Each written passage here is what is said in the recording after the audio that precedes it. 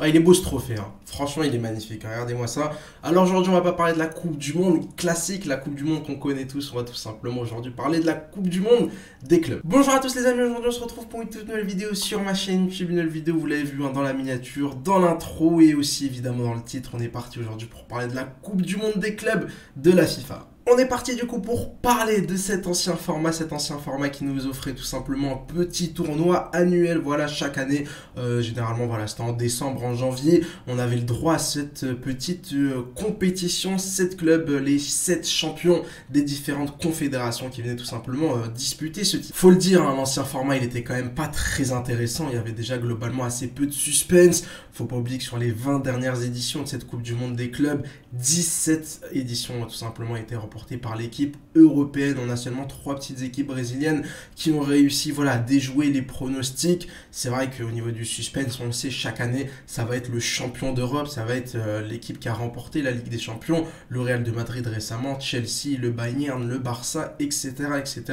Généralement, c'est toujours l'équipe européenne qui s'impose assez facilement. Pas vraiment de suspense et donc forcément des audiences à la baisse, des audiences voilà, pas terribles, hein, pour une compétition qui est censée être quand même assez prestigieuse. On parle d'une Coupe du Monde, on parle d'une compétition qui devrait normalement, voilà, générer plusieurs centaines de millions de téléspectateurs, des millions et des millions d'euros de revenus. Globalement, c'est un flop, hein. Chaque année, on en parle quand même assez peu. Alors évidemment, si ton club y est, si ton club y participe, tu vas t'y intéresser. Mais généralement, voilà, moi personnellement, la Coupe du Monde des clubs, chaque année, je regarde absolument 0 match. On a donc une compétition qui passe au deuxième, voire au troisième, voire au quatrième plan de l'échiquier international, et c'est pour ça que la FIFA a tout simplement décidé de mener une petite révolution pour remettre au goût du jour cette compétition. D'abord, l'idée principale de la FIFA ces dernières années, c'était surtout de faire jouer la Coupe du Monde tous les 2 ans. On sait que cet événement planétaire, cet événement international attire, voilà, tous les 4 ans plusieurs milliards de téléspectateurs. C'est tout simplement l'événement sportif le plus important au monde avec les Jeux Olympiques. Donc la FIFA, ils se sont dit, on le fait jouer tous les 4 ans, bah pourquoi pas le faire jouer tous les 2 ans pour multiplier tout simplement par 2 nos revenus. Sauf que globalement, il y a eu quand même une certaine hostilité à ce projet. Forcément, si tu joues la Coupe du Monde tous les 2 ans, c'est une compétition qui va un peu perdre de la valeur. Et puis en plus de ça, jouer la Coupe du Monde tous les 2 ans, il faut trouver la place dans les calendriers, étant donné que c'est pas juste une compétition d'un mois, c'est aussi plusieurs mois de qualification. Donc c'est pour ça que ce projet a été quand même globalement mis de côté. Je pense pas qu'il est complètement abandonné. Peut-être que la FIFA, dans une dizaine d'années, va nous ressortir cette histoire de jouer la Coupe du Monde tous les 2 ans. Mais quoi qu'il arrive, dans un futur proche, on risque pas de revoir cette idée. L'idée qui a finalement été conservée, voilà, pour générer plus de revenus, plus d'argent, parce qu'évidemment, l'augmentation du nombre de participants de 32 à 48 équipes a été poussée surtout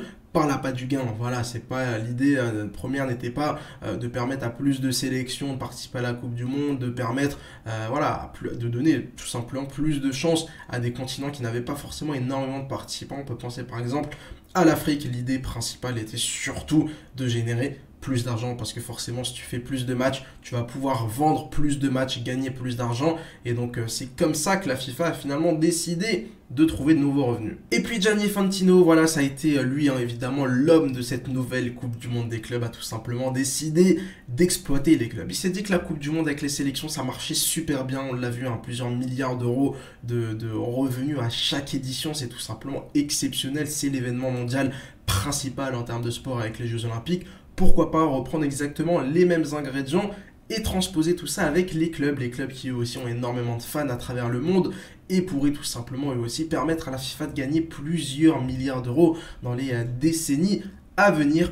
On est parti tout simplement pour parler du coup de ce nouveau format de la Coupe du Monde des clubs poussé par la FIFA et Gianni Infantino. La première édition de cette Coupe du Monde des clubs de la FIFA aura tout simplement lieu en 2025, à l'été 2025, en juin. A priori, elle devrait commencer en juin, c'est allé peut-être un peu en juillet. Du côté des États-Unis, les États-Unis qui vont donc organiser la Coupe du Monde des clubs de la FIFA en 2025 et la Coupe du Monde en 2026 avec évidemment le Canada et le Mexique. Cette fois-ci, cette édition de la Coupe du Monde de la FIFA sera évidemment la première dans ce tout nouveau format que je vais vous expliquer assez rapidement dans les prochaines minutes de cette vidéo.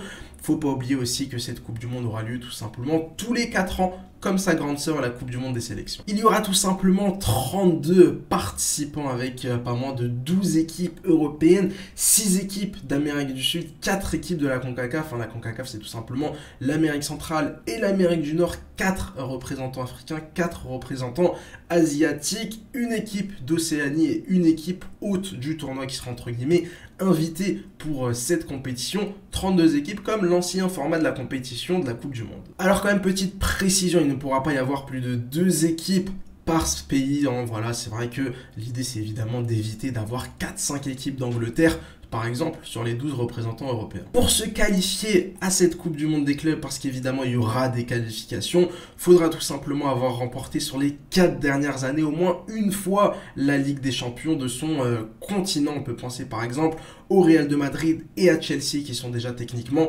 qualifiés. C'est aussi le cas par exemple de l'Ahly ou encore du Wydad du côté de l'Afrique qui participeront bien à cette compétition. Alors en Europe et en Amérique du Sud, hein, vous l'avez bien compris, on a 12 et 6 représentants évidemment. On ne va pas pouvoir établir toutes les équipes qualifiées uniquement via le vainqueur de la Ligue des Champions. On va aussi prendre tout simplement un classement des 4 dernières années au niveau des résultats européens mais aussi nationaux en ce qui concerne les équipes européennes, et on prendra du coup les autres équipes qui se qualifieront via ce classement. On prendra tout simplement les meilleures équipes sur les 4 dernières années en Europe et en Amérique du Sud. Alors je vous l'ai dit, évidemment il ne peut pas y avoir plus de 2 équipes par pays, mais évidemment si dans l'avenir, dans les prochains mois, dans les prochaines années par exemple, 2 équipes anglaises autres que Chelsea remportent la Ligue des Champions, eh bien on pourrait tout simplement se retrouver exceptionnellement avec 3 équipes anglaises. C'est évidemment le même cas avec l'Espagne, hein. Si le Barça par exemple et l'Atlético remportent la Ligue des Champions sur les 2 prochaines années, on aura du coup 3 représentants espagnols. Comme je vous l'ai dit, on reprend vraiment exactement le même format que la Coupe du Monde classique, hein, compétition, tournoi sur un mois, avec évidemment phase de groupe de 4 équipes, hein. L'idée évidemment c'est d'avoir 4 confédérations différentes dans chaque phase de groupe, 8e, quart, demi, finale. Pas de match aller-retour, que des matchs à élimination directe. C'est vraiment le même principe que la Coupe du Monde classique, sauf que là, ce sera tout simplement avec des clubs. Alors, on va quand même un peu critiquer cette compétition, on va un peu critiquer cette idée de Gianni Infantino qui, je vous le rappelle, a été poussée uniquement par l'appât du gain. L'objectif principal de cette compétition, c'est vraiment gagner un maximum d'argent. Les clubs vont s'en mettre plein les poches, la FIFA, surtout, va s'en mettre plein les poches. Et pour moi, la première critique qu'on peut établir sur cette Coupe du Monde des clubs, c'est d'abord le calendrier qui est complètement surchargé dans les prochains mois, dans les prochaines années. En 2024, tu auras quand même en janvier la Coupe d'Afrique des Nations. En juin, tu auras la Copa América et l'Euro. En 2025, du coup, on aura tout simplement cette Coupe du Monde des clubs. Et puis, évidemment, en 2026, on aura tout simplement la Coupe du Monde originale, j'ai tout simplement envie de vous dire. Donc, clairement, calendrier complètement surchargé qui va mettre à mal les corps des joueurs. Déjà, on a quand même pas mal de joueurs qui se sont plaints. Je peux penser par exemple à Raphaël Varane qui a fait un long tweet où il s'est tout simplement plaint du fait que voilà, on n'arrête pas de pousser, on n'arrête pas de pousser, on n'arrête pas de pousser sur le physique des joueurs. Et clairement, sur les 3 prochaines années, il faut se rendre compte qu'il y aura certains joueurs qui vont tout simplement jouer 3 années pleines. On peut penser par exemple, je sais pas moi, Kylian Mbappé qui va jouer l'Euro avec l'équipe de France l'été prochain, qui pourrait jouer la Coupe du Monde des clubs avec le Real, avec le Paris Saint-Germain, je ne sais pas encore, mais très probablement il jouera cette Coupe du Monde des clubs. Il jouera aussi la Coupe du Monde en 2026. Des joueurs comme Kylian Mbappé, il y en aura plusieurs. Et c'est vrai que ça commence à devenir complètement infernal physiquement. Comment tu es censé tenir pendant 3-4 ans? Déjà que la saison dernière, 2022-2023, elle a été quand même assez rude avec cette Coupe du Monde en plein milieu de la saison. Là, clairement, on est en train de pousser sur le physique des joueurs. Il ne faudra pas s'étonner d'avoir une cascade de blessures dans les prochains mois. D'ailleurs, aussi une petite critique en tant que grand fan évidemment du football africain. L'Afrique sera tout simplement sacrifiée dans les prochains mois. Il ne faut pas oublier qu'à l'été 2025, on est tout simplement censé avoir une nouvelle édition de la Coupe d'Afrique des Nations. A priori, on n'a pas de date, on n'a pas de pays hôte, on n'a même pas de fenêtres de qualification qui se sont ouvertes pour cette Coupe d'Afrique des Nations. Clairement, cette CAN pourrait tout simplement être sacrifiée pour la Coupe du Monde des clubs. On pourrait tout simplement décider d'annuler cette édition et passer tout simplement directement à la CAN 2027 afin de un peu libérer ce calendrier qui est déjà surchargé, parce que j'ai quand même beaucoup de mal à voir la CAN en janvier 2025, un an après celle de 2024 en Côte d'Ivoire. Ça me paraît quand même assez peu probable. Et puis évidemment, je ne vois pas pourquoi est-ce que la FIFA laisserait la Coupe d'Afrique des Nations à l'été 2025. Ça ferait quand même une petite concurrence à sa Coupe du Monde des clubs. Et puis il y aurait évidemment quelques problèmes au niveau des effectifs. Comment tu es censé avoir un joueur à la CAN et à la Coupe du Monde des clubs? Ça va être quand même assez compliqué. Donc pour moi, malheureusement, cette CAN 2025 pourrait tout simplement être sacrifiée au profit de cette Coupe du Monde des clubs. Et puis évidemment, petite dernière critique sur cette compétition, est-ce que trop de matchs finalement ça tue pas le match? Est-ce que trop de spectacles ça ne tue pas finalement le spectacle? Alors évidemment que ça peut donner envie, évidemment que certains pourraient avoir hâte de voir cette compétition, mais voilà, je trouve que c'est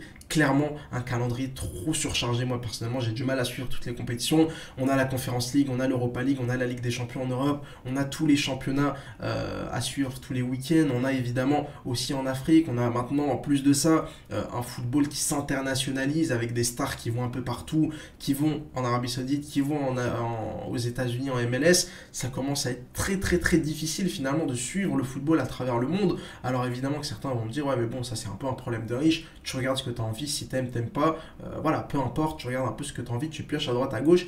Mais finalement, on est un peu dans une overdose, je trouve, de football. Mais les amis, on y va. Est-ce qu'on n'a pas envie d'y aller finalement dans cette compétition? C'est vrai que c'est quand même extrêmement alléchant. Déjà, la Coupe du Monde, c'est une période absolument fantastique. Voilà, c'est le pays hôte, cette ambiance, ces matchs comme ça, 3-4 matchs par jour où tu regardes absolument toutes les sélections différentes. Cette Coupe du Monde pourrait aussi permettre de mettre beaucoup de lumière sur des clubs et des championnats, je vais pas dire méconnus, mais clairement pas forcément très très très médiatisés. Évidemment, il y aura des équipes qui seront un peu gagnantes, les équipes de MLS et les équipes d'Arabie Saoudite, dans leur projet d'expansion. Cette Coupe du Monde, elle tombe évidemment pile au bon moment. Je pense par exemple à tous les joueurs qui sont allés en Arabie Saoudite. Alors évidemment, il n'y aura que 2 clubs maximum d'Arabie Saoudite, donc on verra bien quel club pourra y aller dans cette compétition, mais voilà, ça leur permettra aussi dans leur projet d'expansion d'être un peu plus mis en avant. Et puis évidemment, en tant que supporter du Barça, j'espère que le Barça se qualifiera. Ça sera tout simplement assez exceptionnel de suivre les performances du Barça dans un tournoi vraiment qui n'a rien à voir avec la Ligue des Champions, qui n'a rien à voir avec le championnat, vraiment un tournoi assez particulier et forcément ça donne envie. Voilà les amis, ma petite vidéo sur cette présentation de cette Coupe du Monde de la FIFA des clubs. N'hésitez pas évidemment à me donner votre avis. Est-ce que pour vous c'est positif? Est-ce que pour vous c'est négatif? Moi je trouve que c'est quand même plutôt globalement positif, même si évidemment il y a quand même pas mal de critiques qu'on peut faire vis-à-vis de cette compétition. 32 équipes, je trouve que c'est bien. Faudra voir évidemment quelle équipe européenne va y aller, faudra voir quelle équipe asiatique. Bref, faudra voir le bilan global des participants tout simplement dans cette compétition. N'hésitez pas à me donner votre petit avis en commentaire si cette vidéo vous a plu. N'hésitez pas à mettre un petit like et à vous abonner pour ne pas louper les prochaines. N'hésitez pas à me suivre sur Twitter pour tranquillement parler football. Et ciao ciao les amis.